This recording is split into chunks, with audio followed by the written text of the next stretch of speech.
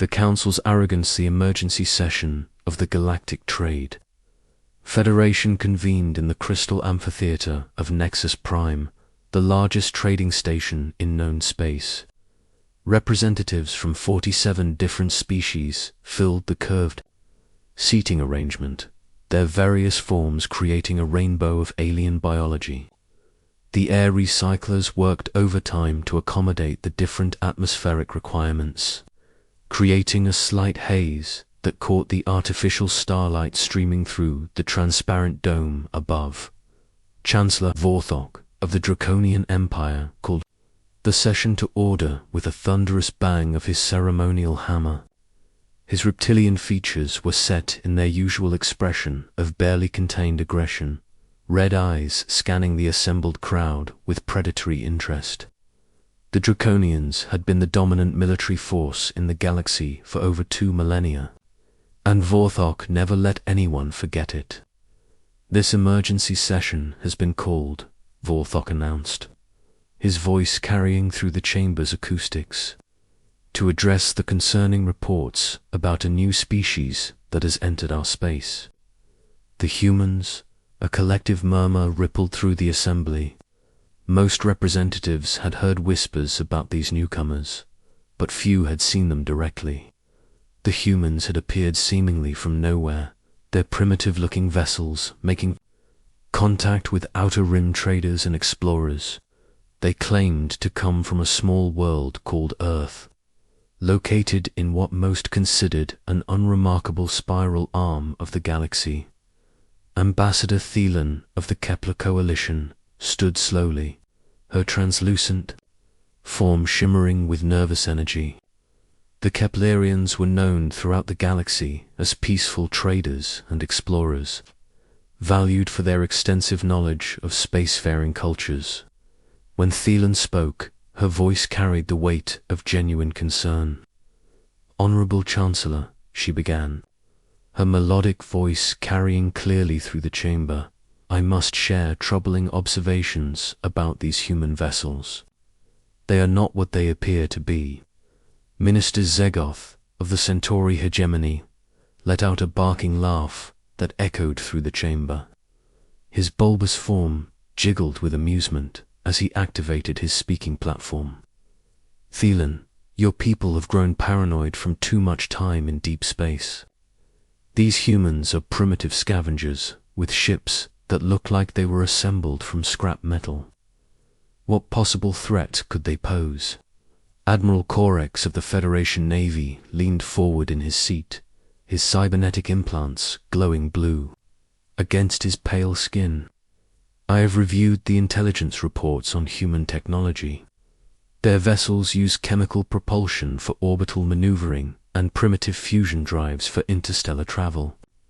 They have no energy shields, no gravity manipulation, and their weapons are projectile-based. They are centuries behind our current technology." Thielen's form flickered with agitation. "You do not understand. I have personally observed human vessels. During trade negotiations, their ships ... they change. They come apart and reform. They adapt to situations in ways that should not be possible with their apparent technology level." The chamber erupted in laughter. Several representatives activated their translation matrices to share the joke with their companions. The idea that primitive human vessels could pose any kind of threat was apparently the most amusing thing many of them had heard in years. Trade. Commissioner Helix of the Quantum Consortium wiped optical sensors that served as her eyes. "Thielen, you must have observed maintenance operations, or perhaps emergency repairs. All vessels require reconfiguration for different purposes. There is nothing mysterious about this." "No," Thielen insisted, her voice growing stronger. "What I witnessed was not maintenance. These ships separated into dozens of individual units, each capable of independent operation. They moved like a living organism, not like mechanical vessels. And the crew. They were not military personnel. They were families, children, elderly individuals, entire communities living within those vessels. Chancellor Vorthok's expression grew more serious. Are you suggesting these humans use civilian populations as shields? That would be a violation of galactic warfare conventions. I am suggesting, Thelan replied carefully, that these humans do not separate their military and civilian populations the way we do. Their ships are not just vessels of war or trade. They are mobile homes, carrying everything these beings need to survive in space. Senator Quellax of the Andorian Republic activated his platform with a dismissive gesture. His insectoid features clicked with annoyance. This is exactly the kind of inefficient thinking that holds primitive species back. Military vessels should be optimized for combat. Civilian vessels should be optimized for transport or habitation. Mixing purposes creates weakness, does it? Thelan asked quietly. Or does it create something we have never encountered before? Before anyone could respond, the chamber's communication system activated with an urgent tone. The holographic display at the center of the amphitheater lit up with the image of Station Commander Fricks, his tentacles writhing with obvious stress. Chancellor Vorthok, Fricks announced, "We have a situation developing in Sector 7.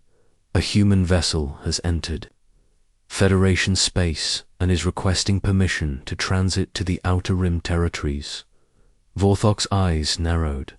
What type of vessel? It appears to be a cargo hauler, sir. Designation, Phoenix Dawn. The ship is ... unusual. It's massive. Easily 3 times the size of our largest freight carriers. But the energy signature suggests it's carrying far more than just cargo. The display changed to show the exterior of the human vessel. A collective gasp went up from the assembly. The Phoenix Dawn was indeed massive. A sprawling collection of interconnected modules that stretched nearly 2 kilometers from end to end. Unlike the sleek, purposeful designs of Federation vessels, the human ship looked like a small city had been equipped with engines and launched into space. Admiral Korex studied the image with professional interest. The design is inefficient. Too much surface area exposed to space, vulnerable to attack from multiple vectors. And those external modules, they would be the first targets in any combat situation. "It's not a warship," Thelan said quietly. "It's a home." Commissioner Helix zoomed in on different sections of the human vessel. "I can identify what appear to be agricultural bays, residential areas, manufacturing facilities, and... Are those recreational spaces? This vessel is carrying an entire community." "Exactly," Thelan replied. "And that is what makes them dangerous. They are not just defending a ship or a cargo hold. They are defending their families, their homes, their entire way of life." Minister Zegeth laughed again, though with less confidence than before. "One vessel, no matter how large, cannot threaten the entire Federation. We have thousands of warships." "Have any of you considered," Thelan asked, "what happens when an entire community is threatened, when their children are in danger, when their elderly and sick are at risk? How hard will they fight?" The chamber fell silent for a moment. Most Federation species had evolved beyond the primitive emotional responses that Thelan was describing. Their military forces were professional, efficient, and calculating. The idea of civilians actively participating in combat was both horrifying and incomprehensible to them. Admiral Korex broke the silence. "Emotional responses in combat lead to poor decision-making. Panic, desperation, and irrationality are weaknesses that can be exploited by superior tactics and technology. Unless," Thelan said softly, "those emotional responses drive them to Do things you never expected. Things that your tactics and technology cannot counter because they are based on assumptions that no longer apply. Chancellor Vorthok made his decision. Admiral Korex, dispatch a patrol squadron to intercept this human vessel, board it, inspect their cargo and technology, and determine their true capabilities. If they resist, disable their ship and bring them to the nearest Federation facility for questioning. At once, Chancellor Korex replied, his cybernetic implants flashing as he transmitted orders to the fleet. Thielen watched the proceedings with growing dread. You are making a terrible mistake. These humans are not like us. They do not think like us. They do not fight like us. That, Vorthok said with finality, is exactly why they will lose. The patrol squadron consisted of 6 Federation cruisers, each one a masterpiece of military engineering. Sleek, deadly, and efficient, they represented the finest naval technology in the galaxy. Captain Vex commanded the lead vessel, the Starfire, from his position on the bridge. His crew of cybernetically enhanced officers moved with mechanical precision, their thoughts linked through quantum communication networks. Target acquired, reported the tactical officer. Human vessel is maintaining course and speed. No evasive maneuvers detected. Open a communication channel, Vex ordered. This is Captain Vex of the Federation Navy, human vessel Phoenix Dawn. You are ordered to halt and prepare for boarding inspection. The response came in strangely accented galactic standard.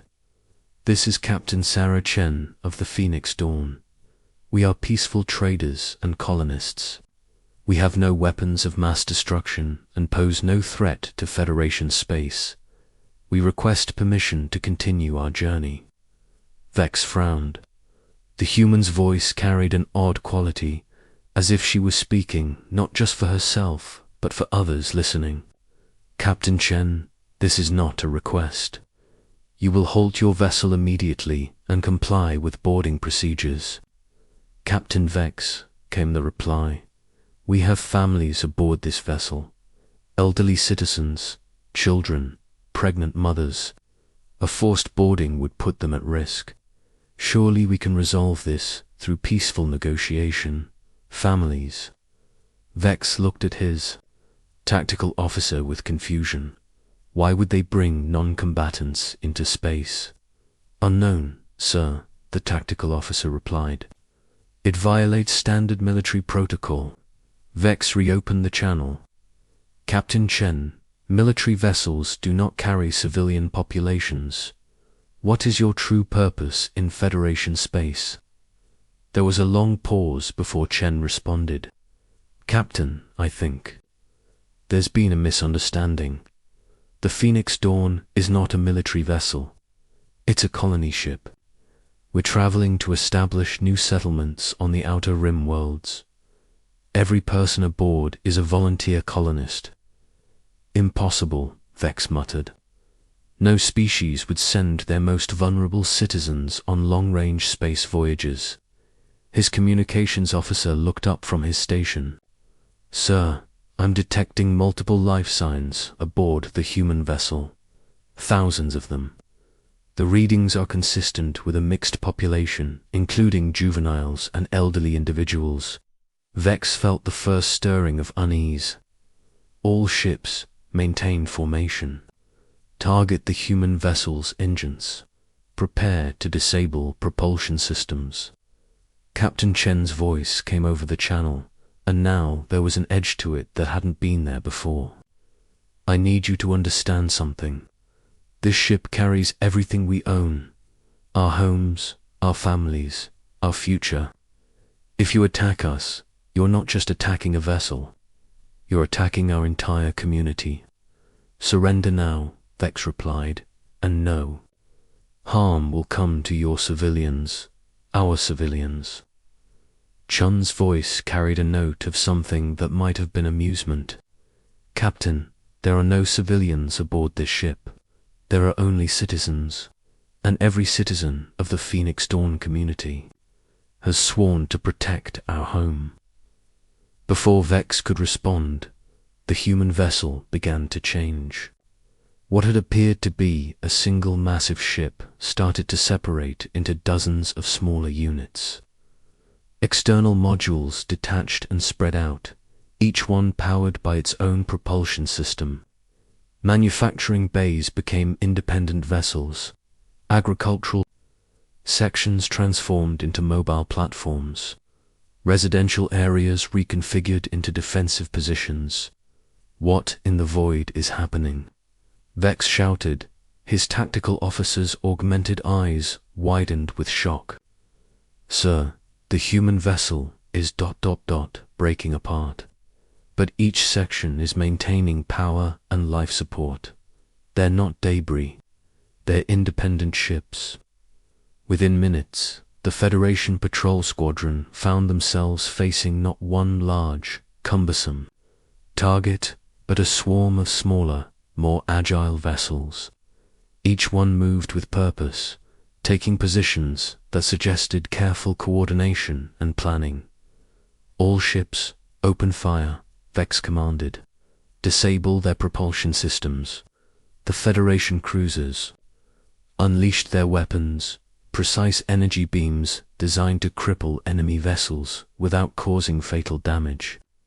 But the human ships didn't behave like military targets. They moved in patterns that defied conventional space combat doctrine, using their smaller size to avoid the powerful but slow-tracking weapons of the larger Federation vessels. And then, something unprecedented happened. The human vessels began to fight back. But instead of using conventional weapons, they used themselves. Agricultural modules, loaded with harvested crops, became kinetic projectiles. Manufacturing sections launched clouds of industrial debris that interfered with Federation sensors. Residential areas deployed emergency shield generators that had been modified to protect other ships in the swarm.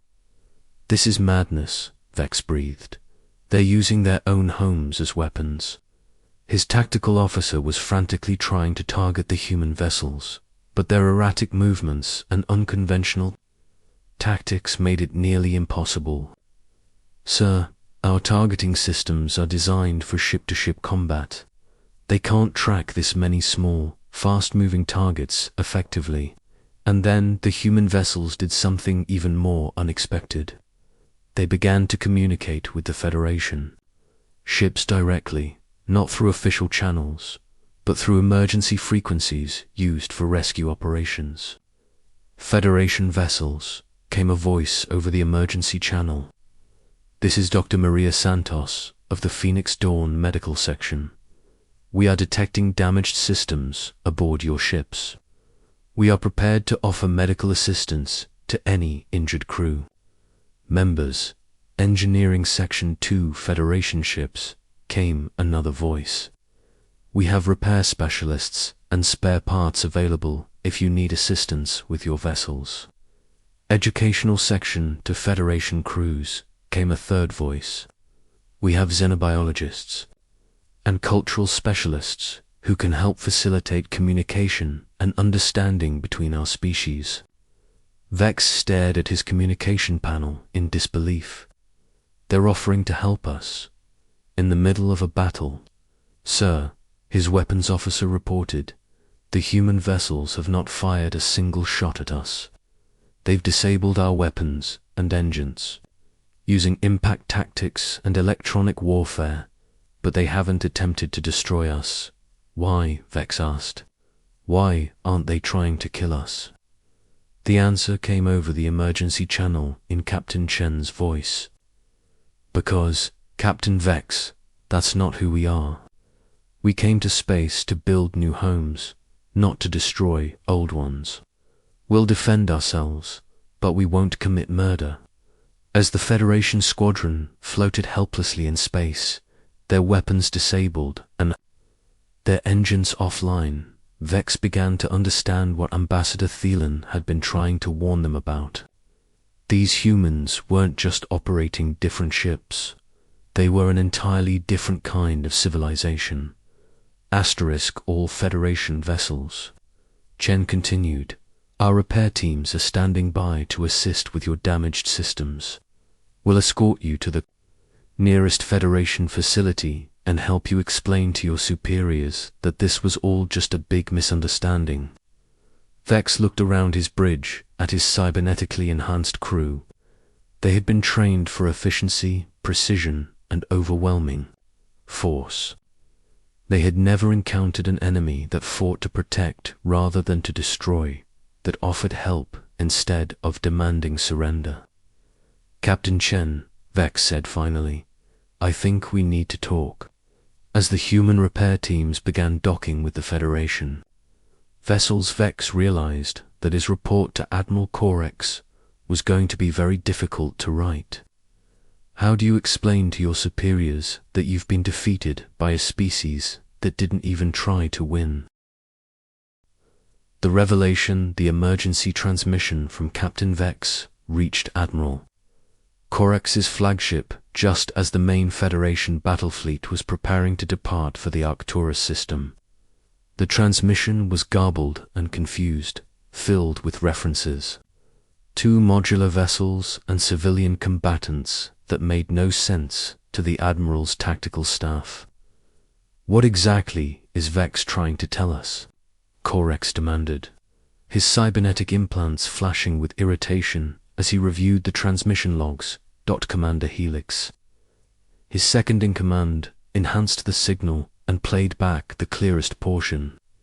"Sir, Captain Vex reports that the human vessel," and I quote, "transformed into a swarm of independent ships that used agricultural modules as kinetic weapons and offered medical assistance during active combat."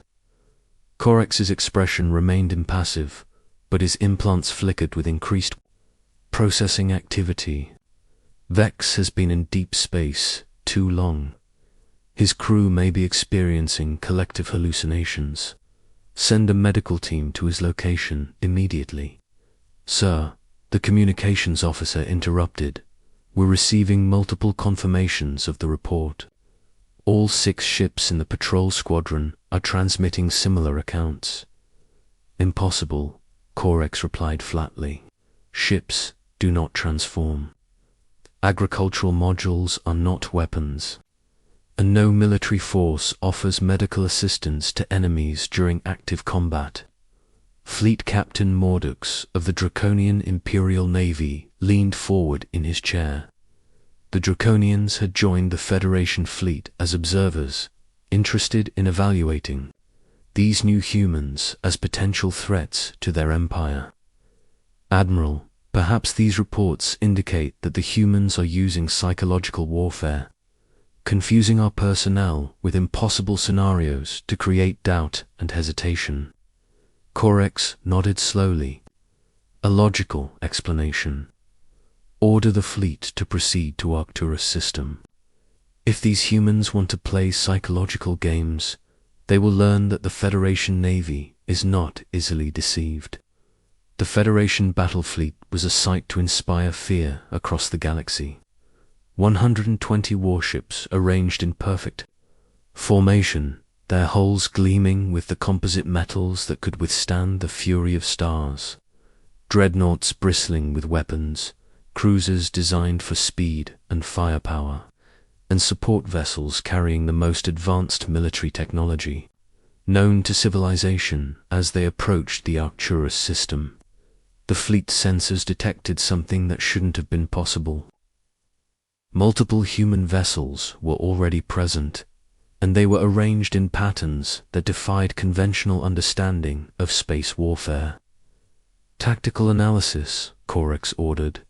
The main display showed the human fleet disposition, instead of the organized battle lines that any competent military force would adopt. The human vessels were arranged in what appeared to be a civilian formation. Large ships were positioned in the center, surrounded by smaller vessels in protective patterns. It looked more like a refugee convoy than a military force. "Sir," reported the tactical officer. I count 47 human vessels of various sizes. The largest appear to be colony ships similar to the Phoenix Dawn. The smaller vessels, I can't classify them. They don't match any known military configuration. Numbers, Corex asked.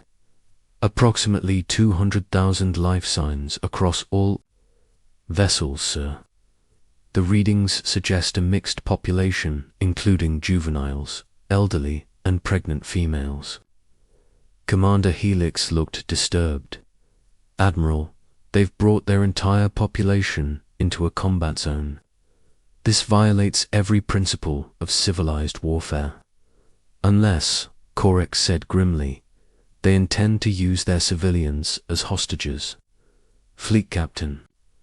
Mordux activated his communication array. Human vessels, this is Fleet Captain Mordux of the Draconian Imperial Navy. You are ordered to surrender immediately. Any attempt to use civilian populations as shields will be considered a war crime. The response came in multiple voices, speaking in unison but with slight variations in timing that created an eerie echo effect. This is the Arcturus Colonial Expedition. We are Captain James Harrison of the New Horizons, Captain Lisa Park of the Starward Bound, Captain Ahmed Hassan of the Tomorrow's Dream, and 37 other vessel commanders. We are not using our citizens as shields. We are our citizens. Corex frowned. Clarify your statement. Admiral, came the reply. We are not a military force. We are a community. Every person aboard these vessels is a volunteer colonist.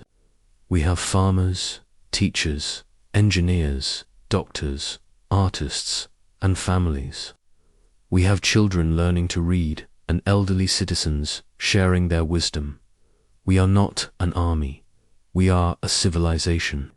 Impossible, Corex stated. Civilizations do not travel through space in their entirety. They maintain homeworlds and send exploratory missions. Our civilization does, the human voices replied. We have chosen to live among the stars, to make our homes in the void between worlds. These ships are not our transportation. They are our cities, our nations, our entire way of life. The Federation fleet maintained its position, weapons trained, on the human vessels. But something was happening to the human formation that made no sense. The ships were beginning to move, not in retreat or aggressive advance, but in a slow, complex dance that seemed to serve no military purpose. What are they doing? Corex demanded. His tactical officer was studying the readings with growing confusion. Sir, they appear to be ... connecting. The ships are physically linking together with extending dock bridges and connector tubes. On the main display, the human fleet was transforming before their eyes. What had been 47 separate vessels was becoming a single, massive structure. Ships locked together in a three-dimensional lattice that stretched across several kilometers of space. It was unprecedented, impossible, and completely outside any known military doctrine. They're making themselves a bigger target, Commander, Helix observed. This makes no tactical sense. Unless, Fleet Captain Mordux said quietly, they're not thinking tactically, they're thinking defensively. As if in response to his words, the human voice came over the communication channel again. Federation Fleet, we want you to understand something. We are not your enemies. We have no desire for conquest or conflict. But we will not abandon our homes, and we will not surrender our freedom. You have no choice, Corex replied. You are outnumbered and outgunned. Surrender now, and we will treat your civilians with appropriate care. Our civilians. The human voice carried a note of what might have been amusement. Admiral, let me introduce you to our civilians. The connected human vessels began to reconfigure. Sections that had appeared to be residential areas opened to reveal manufacturing facilities that were producing what looked like fighter craft. Agricultural bays released clouds of small, fast-moving objects that sensors couldn't properly classify. Areas that had seemed to be schools and community centers transformed into command and control centers. "Sir," the tactical officer reported, with growing alarm, "the human structure is launching thousands of small craft. They're too small to be fighters, but they're moving in coordinated patterns." "Impossible," Korex said. "Where did they get a fighter force?" "They didn't have one," Commander Helix realized. "They made one. While we were talking, they were building it." The small craft approaching the Federation fleet were unlike anything in known military databases. They moved with the agility of fighters, but in patterns that suggested coordination beyond anything achievable by individual pilots. Some appeared to be maintenance pods equipped with cutting tools. Others looked like cargo haulers loaded with unknown materials. Still others were clearly improvised vessels created from civilian equipment. "All ships prepared to engage," Korex ordered. But before the Federation fleet could fire, something unprecedented happened. The human craft began to communicate directly with individual Federation vessels, not through military channels, but through civilian emergency frequencies. "Federation ship, Stellar Conquest," came a voice over the emergency channel. "This is Engineer Maria Gonzalez, flying Maintenance Pod 7. Our sensors indicate you have a critical failure developing in your port engine manifold. We can provide repair assistance." "Dreadnought Cosmic Fury," came another voice. "This is Teacher Ellen Wright in Educational Pod 12. We have xenobiological specialists who can help you understand human physiology and culture. We believe this conflict is based on misunderstanding." "Cruiser Star Destroyer," came a third voice. "This is Dr. John Kim in Medical Pod for We have advanced medical facilities and can provide emergency care for any injured crew members." Korex stared at the communication panel in disbelief. "They're offering to help us in the middle of a battle." "Sir," his weapons officer reported, "the human craft are not making attack runs. They're taking defensive positions around our fleet. It's as if they're trying to protect us." "From what?" Korex demanded. The answer came in the form of a new development. The massive human structure was opening like a flower, revealing interior spaces that stretched for kilometers. And from those spaces came something that made even the experienced Admiral pause in shock. Gardens. Vast agricultural areas where crops grew under artificial suns. Residential districts where families lived in comfortable homes. Schools where children learned in classrooms with walls that showed views of distant stars. Workshops where artisans created beautiful objects from materials mined from asteroids. Community centers where people gathered to share stories and songs. "By the void," Commander Helix whispered, "it's not a ship, it's a city. A flying city." "No," Korex said, his understanding finally beginning to dawn. "It's not a city, it's a civilization. An entire civilization that has chosen to live in space." The human voices came over the communication channel again, but now they were singing. Thousands of voices, adults and children, elderly and young, joining together in a harmony that spoke of shared purpose and mutual care.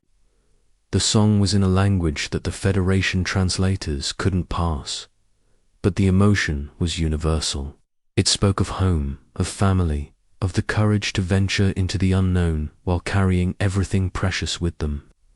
"Admiral, Fleet Captain," Mordek said quietly, "I believe we have made a terrible mistake." "What do you mean?" Korex asked. "We assumed they were like us, We assumed they separated their military from their civilian populations, their homes from their vehicles, their lives from their defense. But they don't. When we threaten their ships, we threaten their homes. When we attack their vessels, we attack their families. When we demand surrender, we demand that they abandon everything they hold dear. Corex studied the massive human structure with new eyes. How do we fight an enemy that doesn't distinguish between combatants and civilians? We don't, Mordex replied, because they're not our enemies. There's something we've never encountered before. They're a people who have chosen to live free among the stars, carrying their entire civilization with them, and they're willing to defend that freedom with everything they have. The human voices came over the channel again, no longer singing, but speaking with quiet dignity. Federation fleet, we offer you one final chance. Return to your bases and report to your superiors that the humans are not a threat to your territories. We want only to live in peace among the stars. We will not attack your worlds.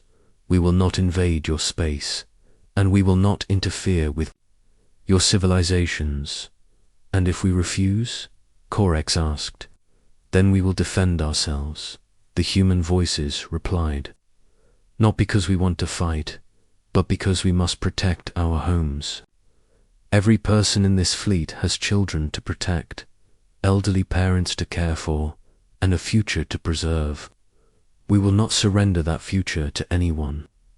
Corex looked around his bridge at his cybernetically enhanced crew.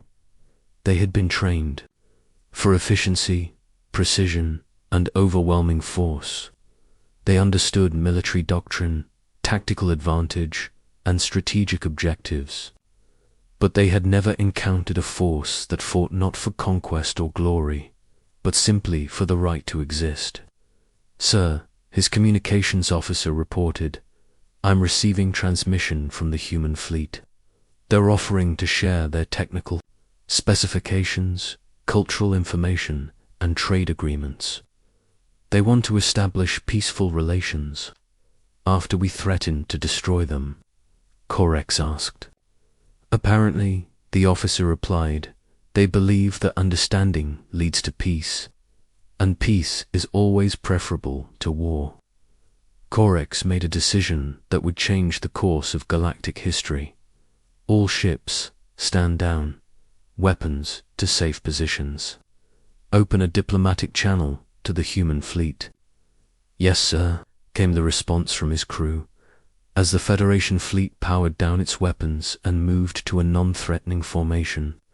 Corex realized that he was going to have to write a report that would revolutionize the Federation's understanding of spacefaring civilization. The humans had shown them something that no military academy taught, that the greatest strength in the galaxy might not be the ability to destroy, but the willingness to protect.